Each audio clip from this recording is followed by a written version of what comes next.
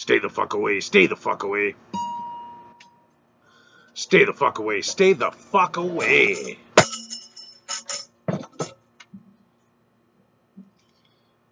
Hey kids, did you miss me?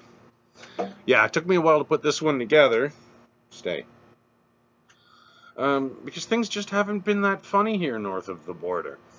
We don't have Italians borrowing Jewish space technology paid for by Obama's redirection of Iranian money to steal the most secure election in history. What we do have is a lot of bodies, which is what I'm going to talk about. Get a drink.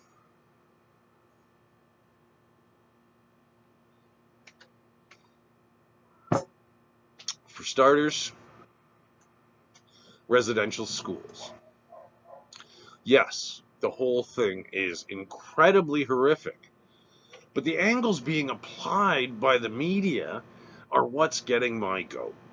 It's been described as Canada's secret genocide. Well, how is this in any way secret? The only Canadians who didn't know about this are either children or religious folks practicing the reality denial essential to their faith. Now, the day that this news of the Kamloops burial site broke, I did an interview for Tiger Beat, and I was asked what I thought about it. Well, I said that this is just the tip of a very disgusting iceberg, because if you look within a few kilometers of any residential school, that's what you're going to find. We discussed this for a bit, and the very next day, as I expected, almost everything I said was echoed by Native people on the news. What I didn't expect was the level of the media's shock. And not just at the racism or torture or death, but at the fact that the Catholic Church is not only refusing to release any related documents, they're also refusing to apologize. Really? You expected better from people who shift their holdings and claim bankruptcy to avoid paying sexual assault settlements? Now, to be fair, an apology was given years ago during a papal visit to South America. Apparently, the Pope said sorry for the treatment of the native peoples of the Americas. But this diseased blanket apology wasn't good enough, so more is being demanded, which begs the question, is an apology actually worth anything if it's demanded? No, it isn't, because it has lost all chance of being sincere. Yes, we need to address the situation properly. We need to respect the dead, take care of those who survived this atrocity in any way that they want, and punish the guilty parties.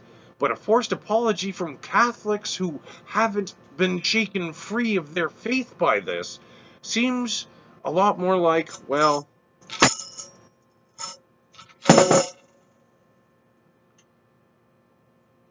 and then, in London on Sunday, some cunt ran down a family due to their choice of headwear.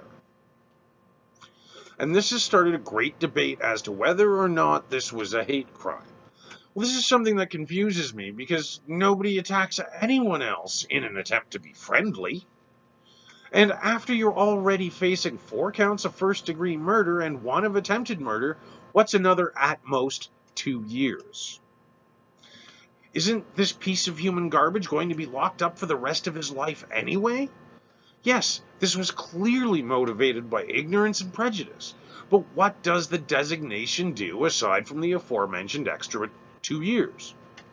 Now, I tried to find out, but the problem is that there isn't even a consensus on the definition of hate crime. In fact, designating something as a hate crime seems even less effective than designating something as a historical site. At least that designation comes with extra rules. We can all see how horrific this event was, and I think this debate actually detracts from the real issues. Just like nobody attacks out of politeness, no stable person even thinks about doing something like this. Are we addressing the severe lack of mental health awareness? No. Instead, we watch politicians cry and set up a Muslim kids helpline, which are merely gestures, and in my opinion, disgusting ones, because I don't believe the politicians cried for anything other than to curry public favor.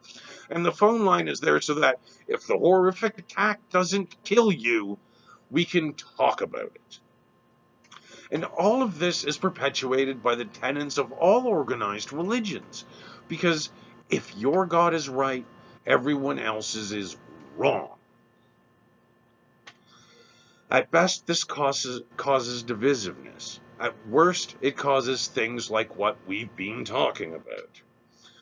Until we all agree that we are all humans with equal rights, all we'll get is crackers, crocodile tears, and band-aids after the fact, which won't change anything. On a lighter note, stop asking for timelines on when the plague restrictions can be lifted. Jesus. Drumfitis is everywhere, and it keeps mutating, largely because stupid people are doing stupid things like traveling or having religion-fueled superspreader events. Fuck, there it is again. And where is it that you so desperately want to go? You want to go to a mass shooting in the US? How about a cleansing dip in the Ganges River? Or maybe something far more essential, like the Olympics. Are you trying to get a variant named after you? Look, if there's anything you should have learned over the course of this last year, it's the fact that nobody can say when this will be over. Just take a deep breath and get a fucking grip. Because we won't be safe until the world is vaccinated. And that is even less likely than UFOs being alien technology. And, not to be too controversial, we just need to have some consideration for our fellow humans by treating them as such. And I know it may seem as if I've just been kicking the stuffing out of my fellow humans, but aside from the people who have committed horrible atrocities, what I've actually done is address social issues that we all have to deal with. So get vaxxed, wear a mask, stay the fuck away from each other, and wash everything. A lot.